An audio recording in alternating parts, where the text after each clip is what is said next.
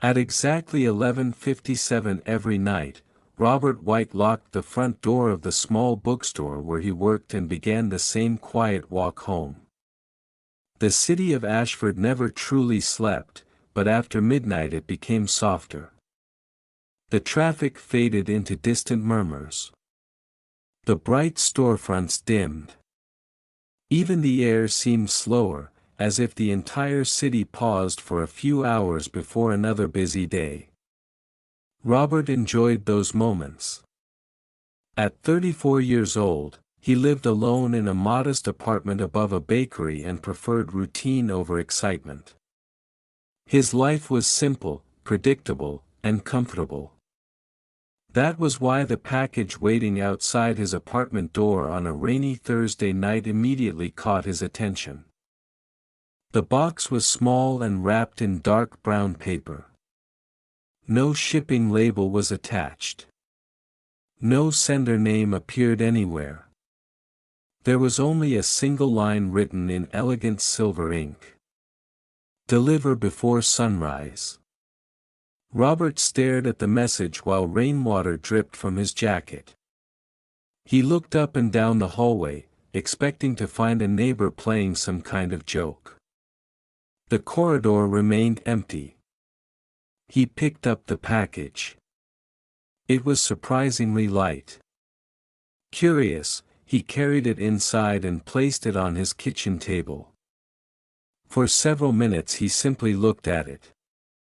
Eventually curiosity defeated caution. He carefully opened the wrapping paper. Inside was another box made of polished black wood. Resting on top was an envelope addressed to him. Robert opened the envelope and unfolded a single sheet of paper. The letter contained only a short message. Robert White. Deliver this package to 14 Hawthorne Street before sunrise. Do not open the box. Do not be late. A second page revealed a map of the city with a route marked in red ink. Robert frowned. The address was unfamiliar. He checked his phone and searched for Hawthorne Street. The road existed, but it sat on the opposite side of the city. The entire situation felt absurd. Someone had left a mysterious package at his door and expected him to deliver it in the middle of the night. He almost laughed. His first instinct was to ignore everything and go to bed. Yet something about the careful handwriting and unusual request lingered in his thoughts. Perhaps someone needed help. Perhaps the package had been delivered to the wrong person. After several minutes of debate, Robert sighed, grabbed his coat, and picked up the wooden box. The rain had nearly stopped by the time he stepped outside.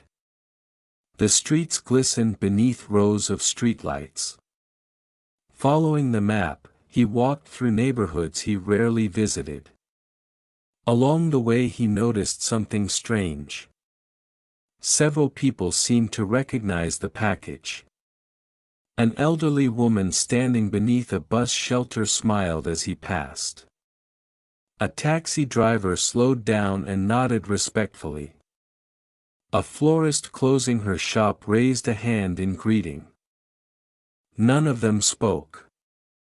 None of them appeared surprised. It was as if they had been expecting him. The farther he walked, the more curious he became. Nearly an hour later Robert reached Hawthorne Street. The road was quiet and lined with old brick houses. Number 14 stood near the end of the block. Warm yellow light glowed behind its windows. Robert approached the front door and knocked. A few moments later the door opened. A gray-haired woman wearing a dark green sweater smiled warmly. "Thank goodness," she said. "You made it." Before Robert could ask a single question, she gently accepted the package. Her smile widened as though she had received something priceless. Then she handed him a small envelope. "For your next delivery," she said. Robert blinked. "Next delivery." Before he could respond, the woman closed the door. Alone on the porch, Robert looked down at the envelope in his hand. The silver ink on the front contained only 2 words. "Tomorrow night." Robert stood beneath the porch light for several seconds, staring at the envelope in his hand while trying to understand what had just happened. The woman had spoken as though his arrival had been expected for days. More importantly, she had mentioned the next delivery. The phrase lingered in his mind during the entire walk home. By the time he reached his apartment, the sky had begun to lighten with the first hints of dawn. Exhausted but unable to sleep, he placed the envelope on his kitchen table and opened it. Inside was another letter written in the same elegant silver ink. The message was brief. "Thank you for completing your first delivery. Tomorrow at midnight a package will arrive. Deliver it to 27, Linden Court before sunrise." The letter contained no explanation, no signature, and no indication of who was organizing these strange errands. Robert folded the paper and leaned back in his chair. Common sense told him to ignore the instructions.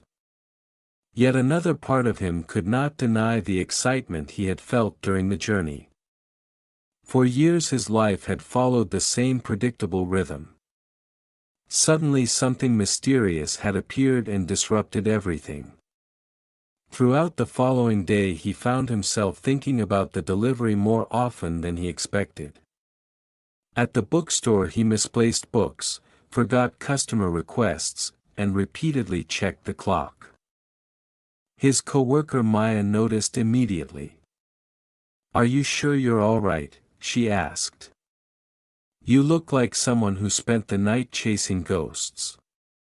Robert laughed and assured her that everything was fine. He decided not to mention the package. The story sounded unbelievable even to him. That evening he returned home earlier than usual. He prepared dinner, read for a while, and tried to convince himself that no package would appear. Midnight arrived. At exactly 12 o'clock a soft knock echoed through the hallway. Robert opened the door. Another parcel rested on the floor. Once again there was no sender information. Once again a silver message appeared across the wrapping paper. "Deliver before sunrise." This time he smiled. Somehow he had known it would be there. The package was slightly larger than the previous one but still light enough to carry comfortably. Without hesitation he grabbed his coat and began following the new route provided in the envelope. The city felt different now. Instead of appearing empty, the streets seemed filled with hidden stories. Every building, every window, every quiet corner appeared to hold a secret waiting to be discovered. As he crossed a small public square, he noticed a man sitting alone on a bench. The stranger wore a dark suit and held an old-fashioned pocket watch. As Robert approached, the man looked up. "Right on time," he said with a pleasant smile. Robert stopped. "Do you know about these deliveries?" The man closed the watch and stood. "Many people know about them," he replied. "Very few participate." Before Robert could ask another question, the stranger walked away and disappeared around a corner. The brief conversation left Robert even more puzzled. He continued toward Linden Court. The neighborhood was newer than the previous destination. Modern apartment buildings lined the streets. Number 27 occupied the top floor of a quiet complex overlooking a river. Robert entered the building and rode the elevator upward. The doors opened onto a hallway illuminated by soft golden lights. Apartment 27 waited at the end. He knocked. The door opened almost immediately. A young woman in her late 20s greeted him. Relief spread across her face the moment she saw the package. "Wonderful," she said. "I was afraid it might not arrive tonight." Robert handed it over. This time he gathered enough courage to ask a question. "What exactly are these deliveries?" The woman considered him for a moment. Then she smiled. "The same thing everyone else receives. Exactly what they need." Robert frowned. That answer explained nothing. Before he could continue, the woman handed him a sealed envelope identical to the previous one. "You will understand eventually," she said softly. "Most couriers do." The door closed gently. Robert remained in the hallway holding the envelope. Through a nearby window he could see the river reflecting the moonlight. The city stretched endlessly beyond it. Somewhere within those countless streets someone was preparing another package. Somewhere another destination awaited him.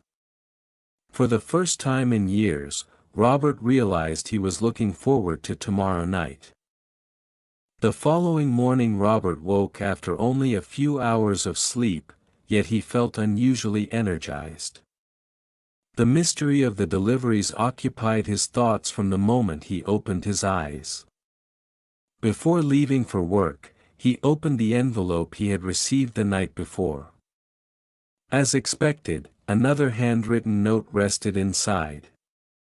The message instructed him to collect a package at midnight and deliver it to an address he had never heard of before. However, there was something new. Beneath the destination appeared an additional sentence. "Pay attention to those who notice you."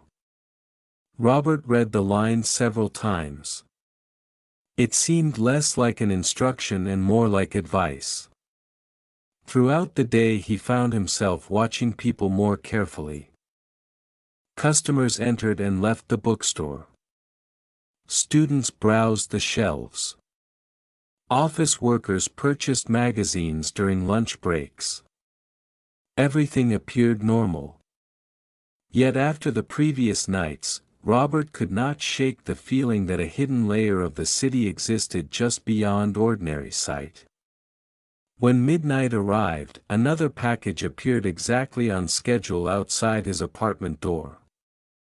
This one was wrapped in deep blue paper instead of brown. The silver lettering remained the same. "Deliver before sunrise." Robert picked it up and began his journey. The destination led him through parts of Ashford he had never explored. Narrow streets twisted between old buildings constructed decades earlier. Small cafes remained open despite the late hour. Music drifted from distant windows. As he walked, he remembered the instruction from the letter. "Pay attention to those who notice you." This time he observed carefully. Almost immediately he noticed patterns. A newspaper vendor gave him a respectful nod. A cyclist passing by smiled knowingly. A woman watering flowers on a balcony paused and watched him with quiet interest. None of them seemed surprised by the package. It was as if they recognized his role before he fully understood it himself. Near 1 o'clock he entered a quiet neighborhood centered around an old stone clock tower.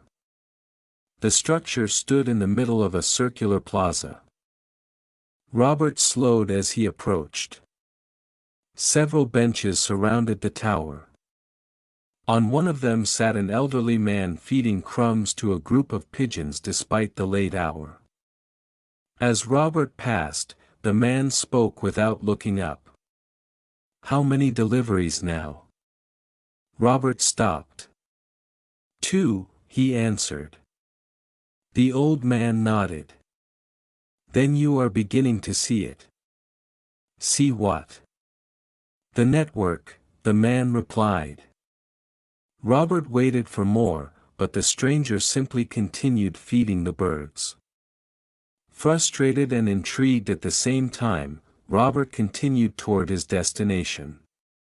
The address led him to a narrow building squeezed between two antique shops. A brass plaque beside the entrance displayed no name, only the number 43. He climbed a staircase to the third floor and knocked on the only door he could find. Moments later the door opened.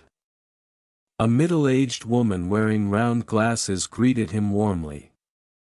Behind her stretched a room filled with bookshelves from floor to ceiling. Thousands of books occupied every available space. "Thank you for bringing it," she said. Robert handed over the package. This time he refused to leave immediately. "Please," he said. "Someone has to explain what is happening." The woman studied him for a moment before stepping aside. To Robert's surprise, she invited him inside. The room resembled a private library. Old lamps illuminated rows of carefully organized volumes. The scent of paper and wood filled the air. The woman placed the package on a desk but did not open it. "You are asking the same questions every courier asks," she said. "Courier. So that is what I am." "For now," she replied. Robert crossed his arms. "Who sends these packages? What is inside them? Why me?" The woman smiled gently. "Some questions must be answered slowly. If they are answered too soon, they lose their meaning." Robert sighed. "Everyone keeps speaking in riddles." The woman walked toward a bookshelf and removed a small leather-bound volume. She handed it to him. "Open it." Robert did. Every page appeared blank except the last. Written there in silver ink was a single sentence. "The city connects people in ways they rarely notice." He looked up in confusion. Before he could speak, the writing began to fade until the page became blank once more. Robert stared in disbelief. The woman seemed unsurprised. "The deliveries are not about packages," she said quietly. "They are about connections. One person helps another. One stranger changes another stranger's life. The packages are simply part of the process." That explanation raised even more questions, but Robert sensed he would receive no further answers tonight. As he prepared to leave, the woman handed him another envelope. "The next address awaits," she said. Robert accepted it and headed toward the door. Just before leaving, he turned back. "How many couriers are there?" The woman smiled. "More than you think." Outside, the city felt different once again. For the first time, Robert began to suspect that thousands of people might be participating in something hidden beneath everyday life. A quiet network. A chain of strangers connected through midnight deliveries. And somehow, without understanding how or why, he had become part of it. For the rest of the night Robert walked home beneath a sky filled with drifting clouds, thinking about the woman's words. The deliveries are not about packages. They are about connections. The sentence repeated itself in his mind. It sounded meaningful, yet he still lacked enough information to understand it completely. By now he had delivered 3 mysterious parcels, met strangers who seemed to belong to a hidden network, and received answers that only generated more questions. Strangely, however, his frustration was beginning to fade. Curiosity had replaced it. He no longer felt like an unwilling participant. He felt like an explorer slowly uncovering a secret world hidden inside an ordinary city. The next evening passed slowly. At the bookstore, Maya once again noticed his distracted mood. This time she smiled knowingly. "Whatever is keeping you awake lately," she said, "it seems to be making you happier." Robert almost told her everything. For a brief moment he considered sharing the entire story. Yet something stopped him. Not fear. Not distrust. Simply the feeling that the mystery belonged to the night and would sound impossible beneath the bright lights of daytime. When midnight finally arrived, another package appeared outside his apartment door. Alongside it rested the usual envelope containing the destination. The address surprised him. The package was to be delivered to a place called the House of Forgotten Letters. Robert searched for the location on his phone but found nothing. No business listing existed. No official address appeared. Only a hand-drawn map accompanied the instructions. Following the route, he traveled into one of the oldest districts of Ashford. The streets became narrower. Ancient stone buildings leaned slightly toward one another as though sharing secrets accumulated over generations. The farther he walked, the quieter the city became. Eventually he reached a narrow alley illuminated by a single hanging lantern. At the end stood a small building he had never noticed before. Above the wooden door hung a weathered sign. The House of Forgotten Letters. Robert stared at it in amazement. How could an entire building exist without appearing on any map?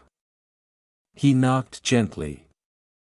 The door opened almost immediately. A woman perhaps 60 years old greeted him. Her silver hair was neatly tied back, and her eyes sparkled with warmth. "Ah, our delivery has arrived," she said. "Please come inside." Robert stepped through the doorway and stopped in astonishment. The interior contained thousands of letters. Shelves covered every wall. Wooden cabinets filled the room. Envelopes of every shape, size, and age rested in carefully organized rows. Some appeared decades old. Others looked as though they had been written only yesterday. "What is this place?" Robert asked quietly. The woman smiled. "A place for words that were never sent." Robert looked around in disbelief. "Never sent?" The woman nodded. "Letters written during moments of courage that faded before they reached a mailbox. Apologies never delivered. Thank you notes never mailed. Confessions never shared. Dreams written down but forgotten. Every city has more unfinished conversations than completed ones. We preserve them here." Robert walked between the shelves. Although the envelopes displayed names, addresses, and dates, he felt no desire to read them. Instead he felt a strange sense of respect. Each letter represented a moment someone had almost reached out to another person. The package. The woman reminded him gently. Robert handed it over. She accepted it carefully and placed it on a nearby desk. "Will you open it?" he asked. She laughed softly. "In time. Everything arrives exactly when it should." Robert had heard similar answers before. Yet tonight they seemed less frustrating. Perhaps he was becoming accustomed to the strange logic of the network. As he prepared to leave, the woman selected a small envelope from a shelf and handed it to him. "This is not your next assignment," she said. "Then what is it?" "A reminder." Robert opened the envelope. Inside was a blank sheet of paper except for a single sentence written in silver ink. "Every connection begins when someone decides to reach out." He read the words several times. They felt simple. Obvious even. Yet after visiting the House of Forgotten Letters, the message carried unexpected weight. Before leaving, Robert turned back toward the woman. "How many people know about this place?" "More than yesterday," she replied with a smile. "Fewer than tomorrow." Outside, the alley seemed brighter than before. As Robert walked away, he noticed lights appearing in nearby windows. Somewhere a musician began playing a piano. Somewhere else two friends laughed together on a balcony. For the first time, he found himself wondering whether the deliveries were changing the city or merely helping people notice what had always been there. When he finally returned home, another envelope was waiting beneath his door. The next assignment had arrived earlier than expected. Robert picked it up and noticed something unusual. For the first time, the destination was not a building. It was a person's name. And beneath the name, written in silver ink, appeared a sentence unlike any he had seen before. "This delivery may change your life as well." Robert read the message several times before going to bed. The destination listed only a name. Daniel Mercer. No street address. No building number. No directions. Beneath the name, the silver ink contained the unusual sentence that continued to occupy his thoughts. "This delivery may change your life as well." By now he had learned not to expect ordinary explanations. Even so, this assignment felt different. Every previous delivery had led him to a specific location. This time the network seemed to expect him to find a person. The following day moved with unusual slowness. Customers entered the bookstore, conversations came and went, and hours passed, yet Robert's attention remained fixed on the mysterious instruction waiting at home. Shortly before closing, Maya approached him while carrying a stack of novels. "You look like you're expecting something important," she said. Robert smiled. "Maybe I am." Maya laughed. "Well, whatever it is, I hope it finds you." The comment seemed ordinary, yet it stayed with him long after she walked away. That night, precisely at midnight, another package appeared outside his apartment. The wrapping paper was dark green. The familiar silver message shimmered beneath the hallway light. "Deliver before sunrise." Inside the accompanying envelope, Robert found only one additional clue. "Begin at the river." Nothing more. No map. No address. No instructions. Robert headed into the cool night air and made his way toward the river that divided Ashford into eastern and western districts. The water reflected hundreds of city lights, creating ribbons of gold and silver across the surface. He walked along the riverside path, uncertain what he was searching for. Several minutes passed. Then an elderly fisherman sitting alone on a bench looked up as Robert approached. "Looking for Daniel Mercer?" the man asked casually. Robert stopped. How do you know that name? The fisherman smiled. Keep walking north. Someone else will guide you. Before Robert could ask another question, the man returned his attention to the water. Robert continued along the path. His surprise gradually gave way to acceptance. Encounters like this no longer felt impossible. They felt like part of the hidden network surrounding him. 20 minutes later he reached an old pedestrian bridge crossing the river. There he found a young woman sketching in a notebook beneath a street lamp.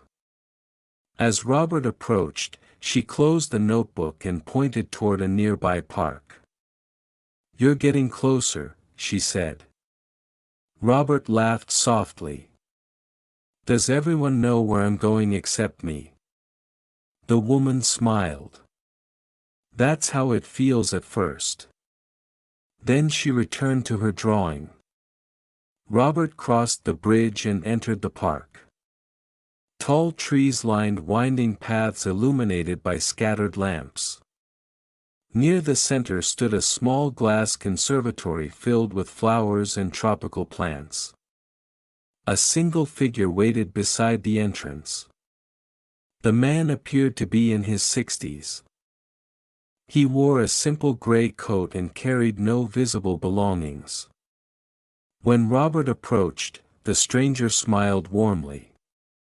"Daniel Mercer, I presume," Robert said. The man nodded. "And you must be Robert White." The certainty in his voice immediately captured Robert's attention. They had never met, yet Daniel spoke his name as though greeting an old friend. Robert handed over the package. Daniel accepted it carefully but did not open it. Instead, he gestured toward a nearby bench. "Sit with me for a moment." Robert hesitated before agreeing. The two men sat beneath the glass walls of the conservatory while moonlight filtered through the trees. "I've been expecting you," Daniel said. "Everyone says that." Daniel chuckled. "Yes. We tend to." Robert studied him carefully. "Who are you?" Daniel considered the question. "Years ago, I was a courier just like you." Robert's eyes widened. "You delivered the packages." "For many years." Daniel looked toward the river visible through the trees. "Long enough to learn that the packages themselves are rarely the important part." "Then what is?" "People," Daniel replied. "Always people." Robert had heard similar answers before, yet something about Daniel's tone felt different. He spoke with the certainty of experience rather than mystery. Daniel reached into his coat pocket and removed a small photograph. He handed it to Robert. The picture showed a much younger Daniel standing beside several strangers. All of them were smiling. Some appeared wealthy. Others looked ordinary. They varied in age, background, and profession. "What am I looking at?" Robert asked.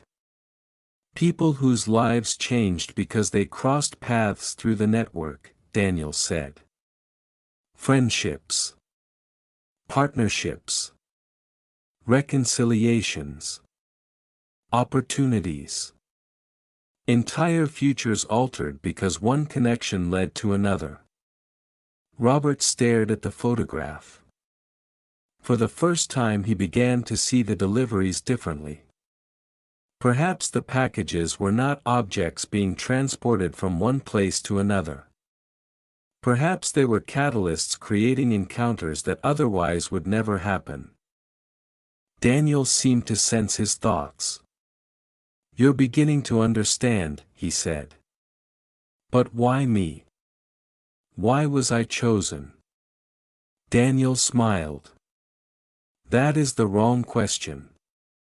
Robert frowned. Then what is the right question? Daniel stood and handed him a sealed envelope unlike any he had received before. The paper was black, and the silver writing appeared brighter than ever. The right question, Daniel said quietly, is what happens when the network delivers something to you.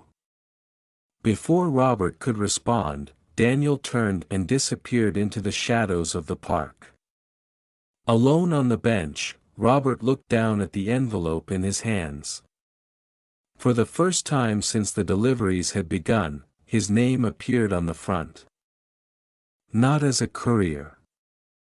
Not as a recipient of instructions. As the intended receiver. And suddenly he realized that whatever waited inside might reveal why the network had chosen him in the first place. For several minutes Robert remained seated on the bench, staring at the black envelope resting in his hands.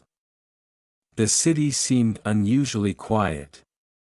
Even the distant sounds of traffic felt muted, as though Ashford itself was waiting for him to open the letter. Throughout the previous weeks he had carried packages for strangers, followed mysterious instructions, and encountered people connected by an invisible network. Yet this was the first time the network had sent something directly to him. His name, written in shimmering silver ink, felt heavier than any package he had carried. Finally, he broke the seal. Inside was a single folded sheet of paper. Robert unfolded it carefully. The message contained only one sentence. Return to the place where your story stopped moving. He read it twice. Then a third time. Confusion quickly replaced anticipation. The sentence made little sense. Where had his story stopped moving? What place could the network possibly mean? As he walked home through the sleeping city, the question followed him. The next day, while shelving books at the store, he continued thinking about it. Return to the place where your story stopped moving.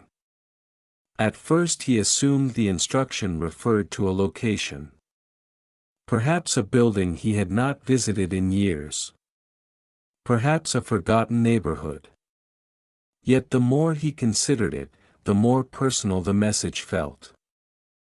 By late afternoon, a memory surfaced unexpectedly.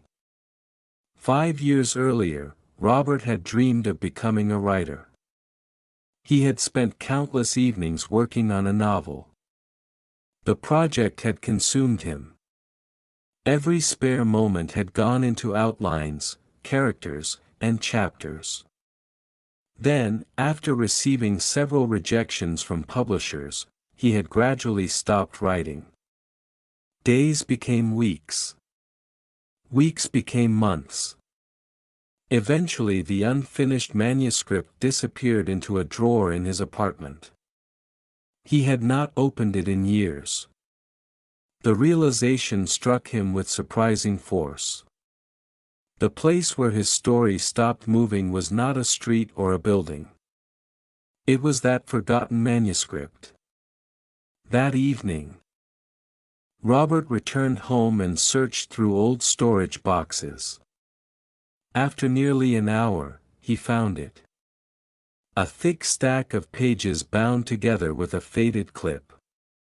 Dust covered the top page. He sat at the kitchen table and began reading. At first the experience felt awkward. The writing belonged to a younger version of himself. Yet as he continued, memories returned. The excitement. The ambition.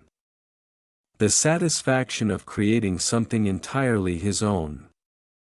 More importantly, he remembered why he had started writing in the first place. Not for publishers. Not for success. Simply because he loved telling stories.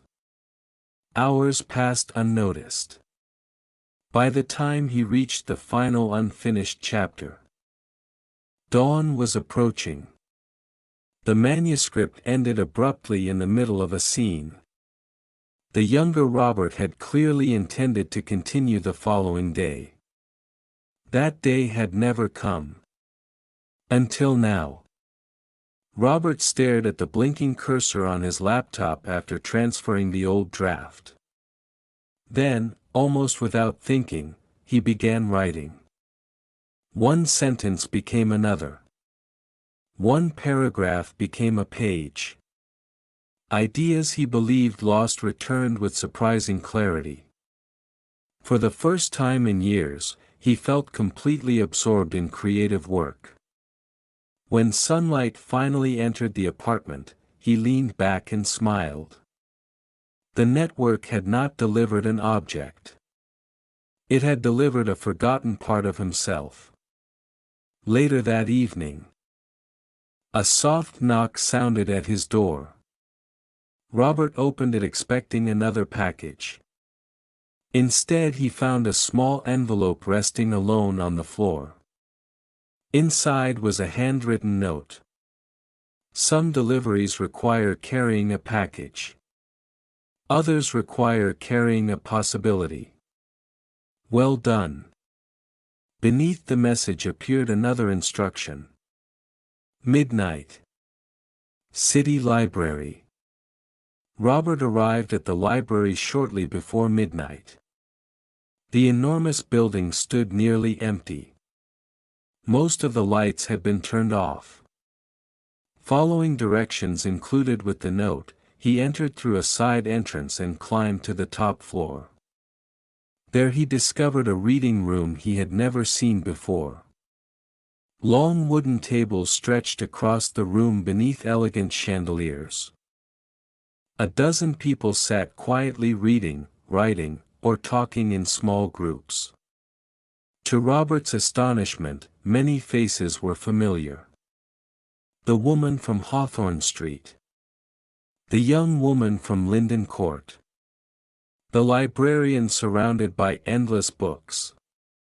Even Daniel Mercer stood near a window overlooking the city. They were all there. Daniel approached with a welcoming smile. "Congratulations," he said. Robert looked around the room. "What is this place?" "A gathering of couriers," Daniel replied. "Current and former. People whose lives were changed by the network and who, in turn, helped change the lives of others." Robert slowly absorbed the scene. Everyone seemed connected despite having arrived from completely different walks of life. Conversations flowed naturally. Laughter echoed softly across the room. The atmosphere felt less like a secret organization and more like a community.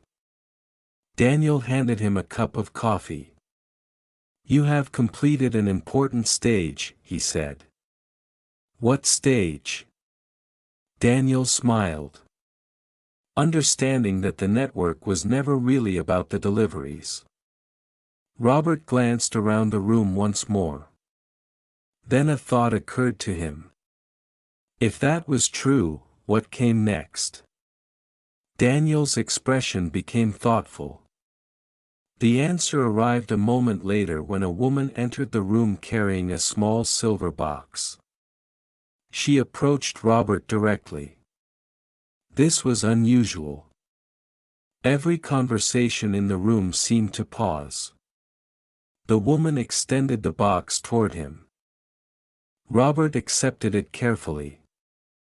Unlike previous packages, this one contained no instructions, no address, and no destination.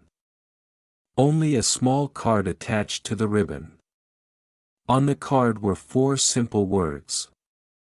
"Choose the next connection." Robert looked up. Every eye in the room rested on him. And for the first time, he realized that he was no longer merely following the path laid before him. He was about to help create it. Robert held the silver box while the room remained silent around him. For the first time since the midnight deliveries had entered his life, nobody was giving him instructions. Nobody was pointing him toward an address. Nobody was explaining what to do next. The decision belonged entirely to him. The realization felt both exciting and intimidating. Daniel Mercer watched him with an encouraging smile. The other couriers waited patiently. There was no pressure in their expressions, only curiosity. Robert looked down at the box. It was surprisingly light. When he opened it, he found a stack of blank cards and a silver pen resting inside a velvet-lined compartment. Nothing else. He looked up in confusion. What am I supposed to do with these? A woman seated near the window answered. Think about someone whose path should cross another person's path. Robert frowned. That sounds impossible. Daniel shook his head gently. It happens every day. Most people simply never notice it. Robert sat at one of the tables and stared at the blank cards.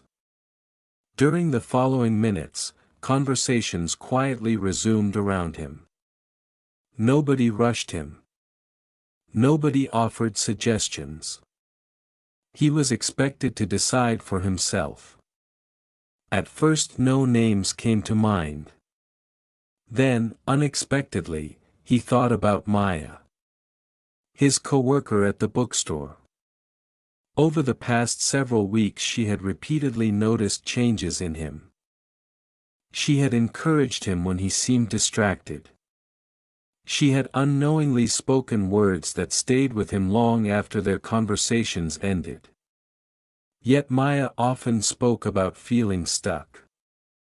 She loved art and illustration but rarely shared her work with anyone. According to her, there was never enough time. Never enough confidence. Never enough opportunity. Robert remembered the young woman he had encountered beneath the bridge several nights earlier. The artist who had been sketching in a notebook while helping guide him toward Daniel Mercer. Robert still remembered her expression when she spoke about drawing. It had been the expression of someone completely devoted to her craft. Suddenly an idea formed. Perhaps the two women should meet. Robert picked up the silver pen. On one card he wrote Maya's name. On another he described the young artist he had met. He added a brief explanation of why he believed their paths should cross. When he finished, he placed both cards inside the silver box. The moment the lid closed, a soft metallic click echoed through the room. Several couriers smiled knowingly. "Is that all?" Robert asked. Daniel nodded. "That is all. The network is rarely complicated. People make it complicated." Robert expected something dramatic to happen. He imagined hidden mechanisms or mysterious instructions appearing from nowhere.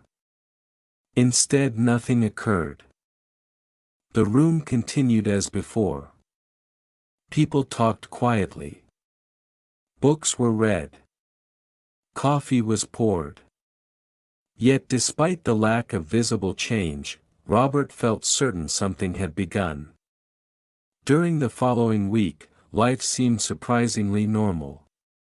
No midnight packages appeared. No mysterious envelopes waited beneath his door. Robert continued working at the bookstore during the day and writing his novel during the evenings. For the first time in years, his manuscript progressed steadily. Entire chapters emerged. Characters developed. The story moved forward. One afternoon Maya arrived at work carrying unusual excitement. Robert noticed it immediately. "Good news?" he asked. "The biggest surprise," Maya replied. She placed a business card on the counter. "Yesterday I met an artist at a community exhibition. We talked for hours. She's organizing a collaborative project and invited me to participate." Robert glanced at the card. The name belonged to the woman from the bridge. He struggled to hide his smile. "That's incredible," he said. Maya nodded enthusiastically. "The strange thing is that neither of us can figure out how we ended up attending the same event. We almost didn't go." Robert said nothing. He simply listened while she described the encounter. The details were different, but the outcome was exactly what he had hoped for. After work, Robert walked through the city feeling lighter than he had in years. The network had not manipulated anyone. It had merely created an opportunity. The rest had happened naturally.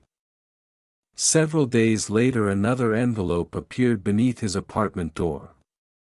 Robert opened it immediately. Inside was a short note written in the familiar silver ink. "Every connection creates new possibilities. Some become friendships. Some become opportunities. Some become stories. Continue watching." Robert folded the paper and smiled. He was beginning to understand that the network functioned less like an organization and more like a living system. Countless people creating small connections. Tiny changes spreading outward in ways nobody could fully predict. That evening, while writing, Robert found himself staring out the window at the city skyline. Thousands of lights glowed against the darkness. Somewhere beyond those buildings, strangers were meeting. Conversations were beginning. Opportunities were appearing. Perhaps some of them originated from connections made months or years earlier. Perhaps all of them were linked in ways nobody could completely see. As midnight approached, a familiar knock echoed through the hallway. Robert opened the door expecting another package. Instead he found a single envelope sealed with silver wax. The message on the front caused his heart to skip a beat. "Tomorrow night. Bring your manuscript." For a moment he simply stared at the words. The network had helped him rediscover his passion for writing. Now, somehow, it seemed interested in the story he was creating. And Robert had a feeling that the next delivery would be unlike anything that had come before. The envelope remained on Robert's desk throughout the entire day. Several times he picked it up and reread the message, hoping additional words might somehow appear. They never did. "Tomorrow night. Bring your manuscript." The instruction was simple, yet it filled him with anticipation. Since joining the network, he had delivered packages, met remarkable people, rediscovered his passion for writing, and even helped create a new connection. Now the network seemed interested in the story he was writing. Robert could not imagine why. Throughout his shift at the bookstore, he found himself glancing at the clock every few minutes. Maya noticed immediately. "Whatever mystery you've been living lately," she said with a grin, "it clearly isn't finished." Robert laughed. "No, I don't think it is." When midnight finally arrived, no package waited outside his apartment. Instead, he carried a printed copy of his manuscript beneath his arm and followed the directions enclosed in the envelope. The route led him toward the northern edge of Ashford, where old warehouses once stood beside abandoned railway tracks. Years ago the district had been neglected. Recently it had begun transforming into a creative quarter filled with studios, galleries, and workshops. Robert followed the map until he reached a large brick building illuminated by warm lanterns. Above the entrance hung a sign unlike any he had seen before. The Story Exchange. Curious and slightly nervous, he stepped inside. The interior resembled a cross between a library, a cafe, and a theater. Shelves lined the walls. Comfortable chairs occupied every corner. Small stages stood beneath soft lighting. Dozens of people filled the room. Some were reading. Others were writing. Several sat together sharing conversations. The atmosphere felt alive with creativity. Before Robert could fully absorb the scene, Daniel Mercer appeared beside him. "Welcome," Daniel said. Robert looked around in amazement.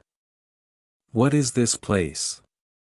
"One of the network's oldest traditions," Daniel replied. "The Story Exchange. People come here to share unfinished ideas, abandoned dreams, and creative projects they almost gave up on." Robert tightened his grip on the manuscript. Suddenly he understood why he had been invited. Daniel gestured toward a long table near the center of the room. Writers, musicians, painters, designers, filmmakers, teachers, and entrepreneurs sat together exchanging thoughts and encouragement. Some projects were complete. Others existed only as rough sketches. Yet everyone listened with genuine interest. The atmosphere contained none of the competition Robert had expected. Instead it felt collaborative, supportive, human. A woman approached carrying a tray of coffee cups. "First visit?" she asked. Robert nodded. "Then tonight will be memorable. Trust me." Over the next several hours, Robert experienced something he had not felt in years. He shared portions of his manuscript with strangers. They offered feedback, asked questions, laughed at the right moments, and became invested in his characters. For the first time since he began writing, people other than himself had entered the world he created. Their enthusiasm reignited his own. One conversation led to another. A retired editor offered advice about pacing. A literature professor suggested a stronger ending for one chapter. A novelist described her own journey through years of rejection before finding success. Every discussion left Robert feeling more confident. More importantly, he realized something. The network was not merely connecting people. It was helping them carry each other's hopes. Near 3 in the morning, he stepped onto a balcony overlooking the city. Daniel joined him a few moments later. "Beautiful, isn't it?" Daniel said. The city lights stretched endlessly toward the horizon. Robert nodded. "I think I finally understand something." Daniel smiled. "Only one thing." Robert laughed. "Maybe a few things." He leaned against the railing. "When I first received a package, I assumed there was some enormous secret behind everything. Some hidden purpose." Daniel remained silent. Robert continued. "But there isn't one secret. Is there? The purpose is simply helping people find one another. Helping them move forward." Daniel's expression softened. "That is closer to the truth than most people ever get." They stood quietly for a moment. Then Daniel handed Robert a small envelope. "Another assignment?" Robert asked. Daniel shook his head. "Not exactly." Robert opened the envelope. Inside was a card containing a list of names. More than 20 names appeared on the page. Some were familiar. Others were not. Beneath them, written in silver ink, appeared a sentence. Every person on this list was helped by a connection that began with another connection. Robert read it twice.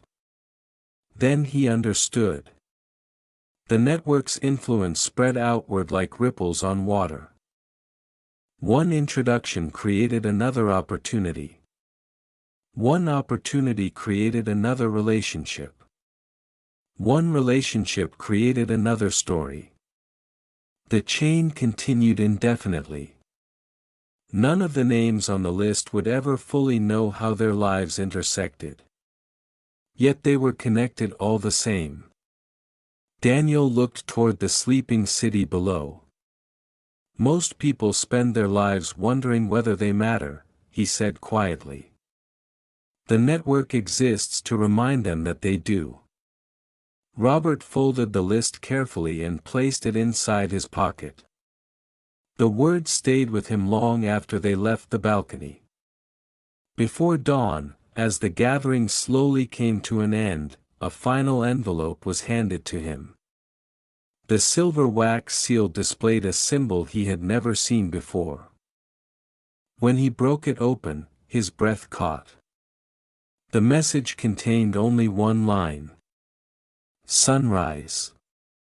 Meet us at the beginning." Beneath the sentence appeared a location. It was the address of his own apartment building.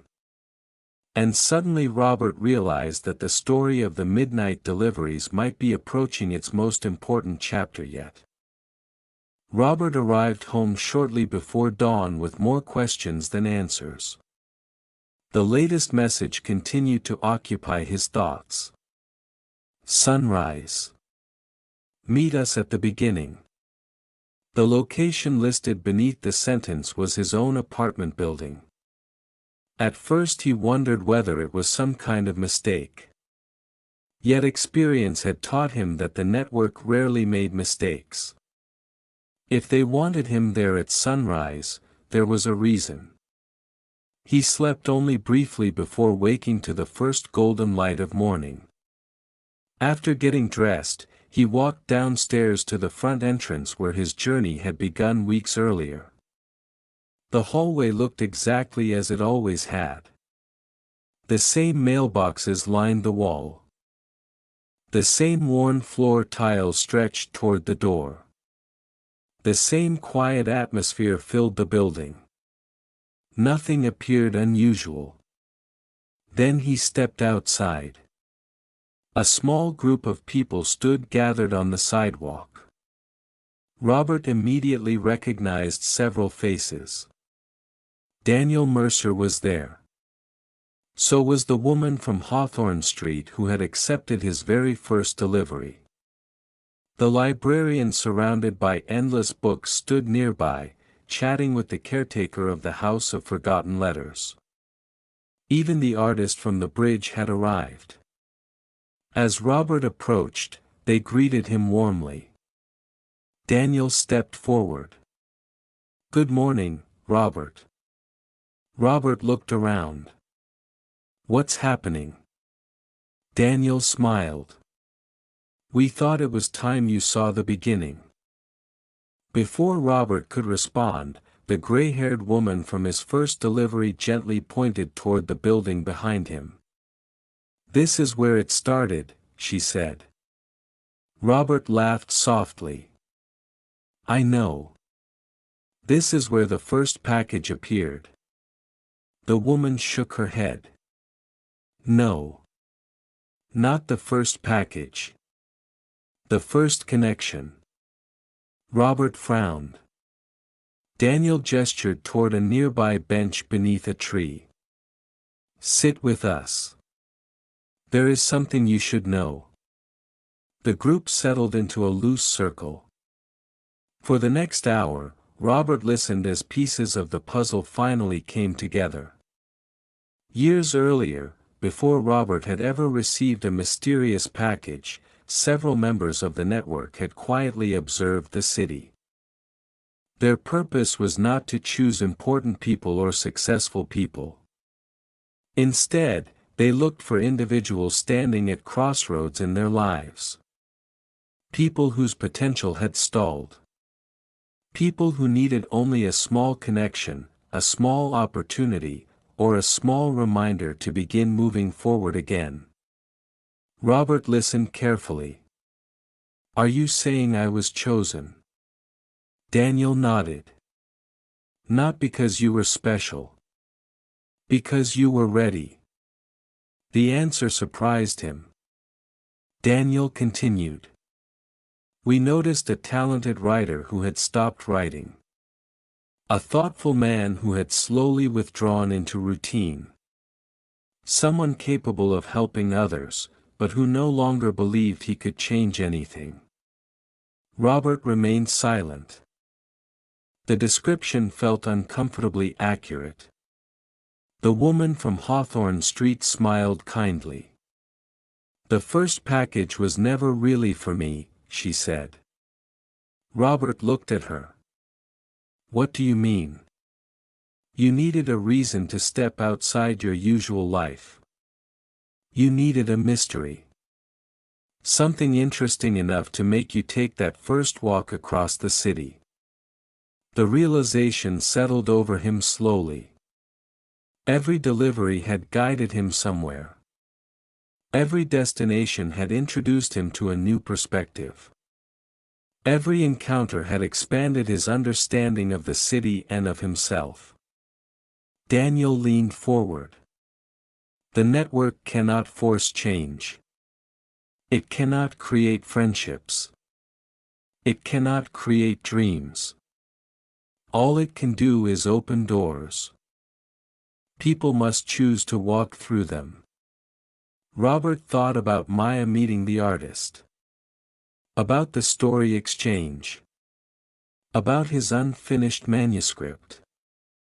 About all the strangers whose lives had intersected through simple acts of connection. He understood now. The packages had never been magical. The true power came from the people.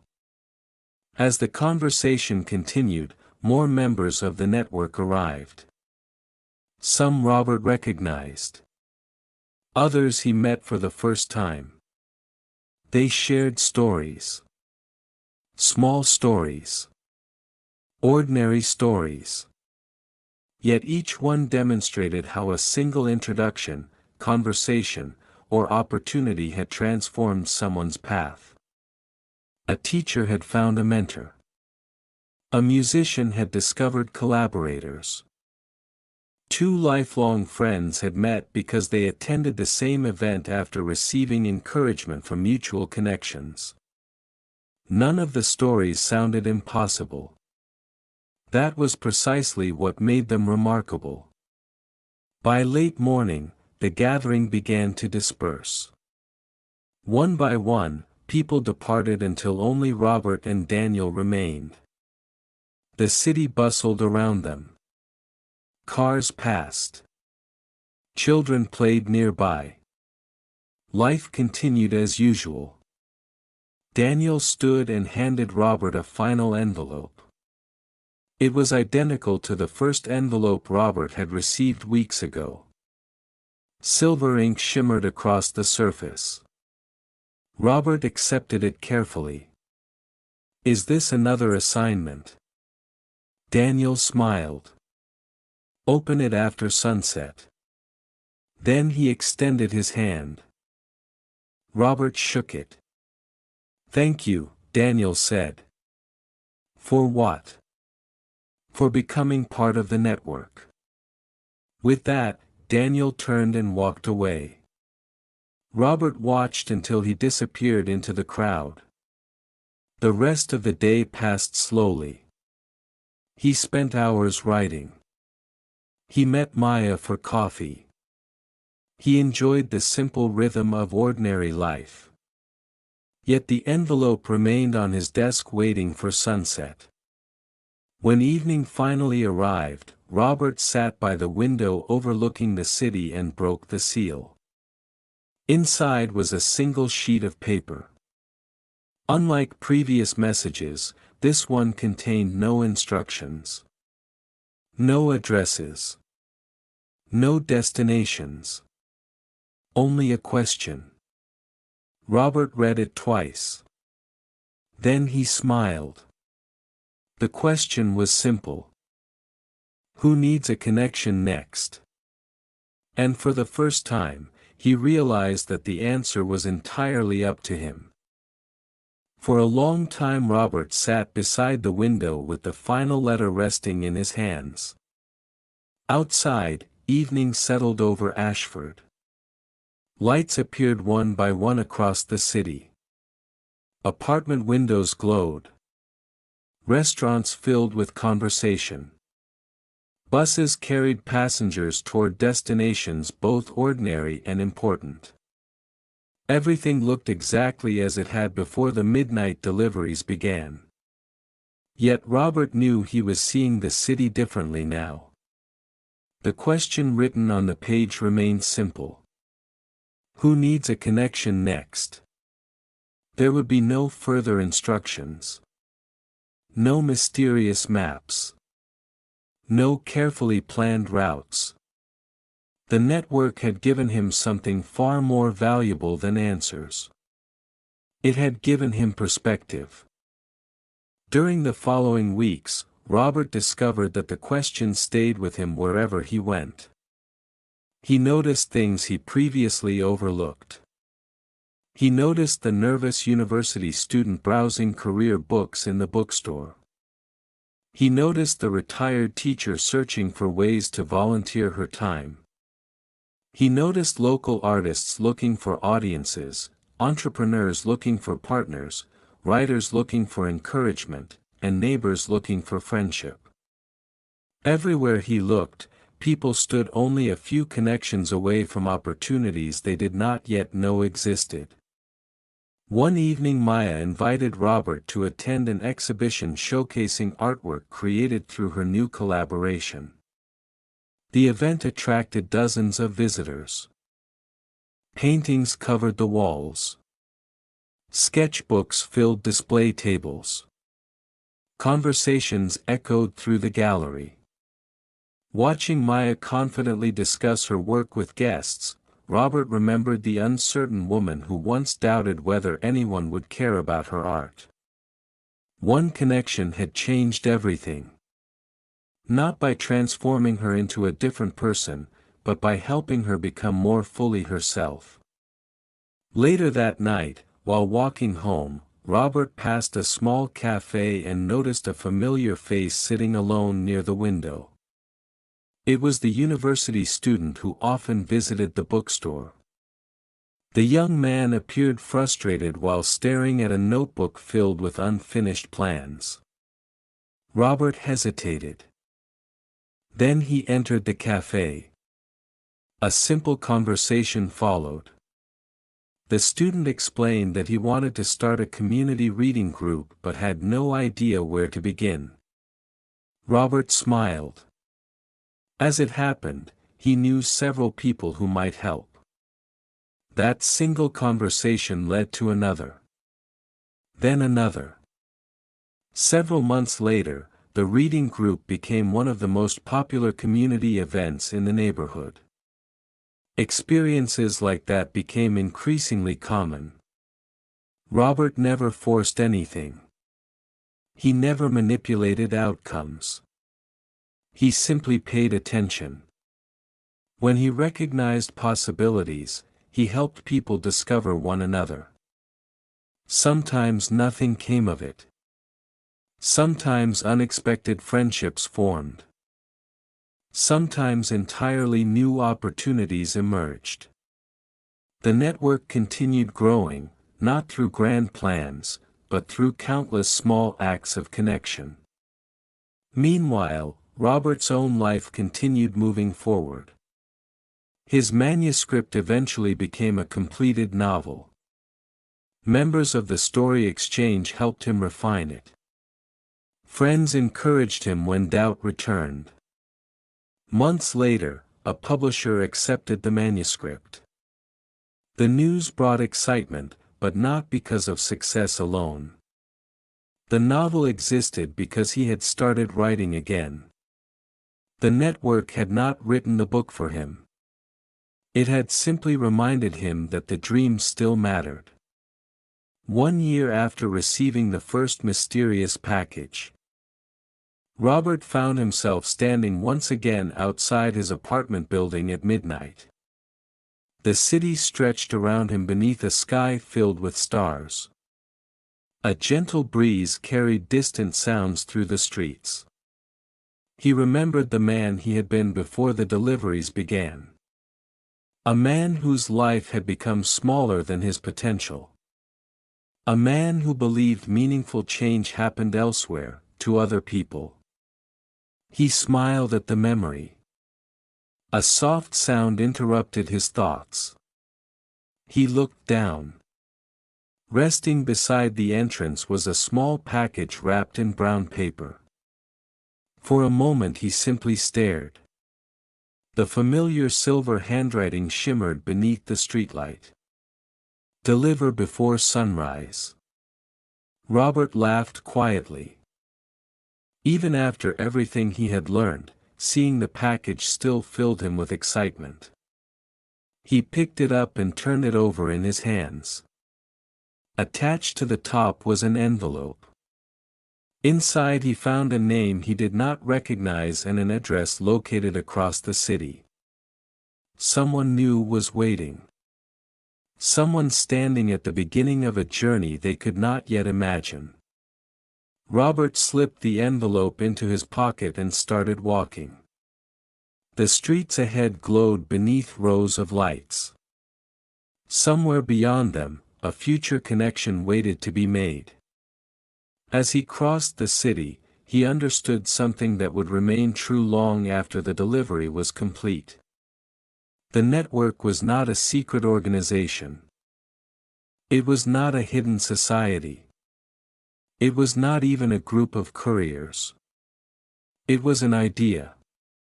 The belief that lives can change through simple acts of attention, kindness, encouragement, and opportunity.